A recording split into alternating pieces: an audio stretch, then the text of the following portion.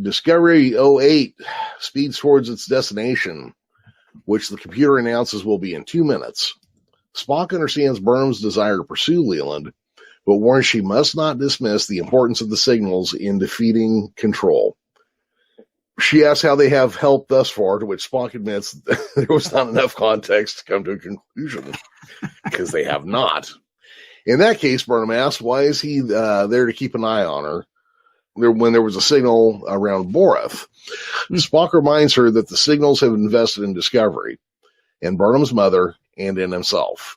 And Burnham was the common denominator linking them. Burnham is skeptical. Spock's a scientist who was taught to trust logic and facts, not wait for the universe to hand you the solution like a birthday present. And suggests Spock look elsewhere for meaning in the signals. Spock can see she is angry, as he had been. I'm not angry, Burnham corrects him. I am enraged. Spock points out that the rage was the enemy of logic, and lays out what he has learned. Everything they thought they knew proved wrong. And Burnham lost her mother because of it. She was in pain, but that was why Spock chose to believe that the signals have the answer, so that all they have experienced would have meaning in the end. At that moment, they hit their destination, only for a frozen corpse to bounce off the front viewport. Yep, like they do. Yeah, as happens. And they see more bodies floating. They see more bodies floating in space, which appear to be the entire crew of an NCIA 93 type vessel. I guess it'd be the NCIA 94 in this case. Spock's scans show the ship was undamaged, which meant they were all ejected from the ship.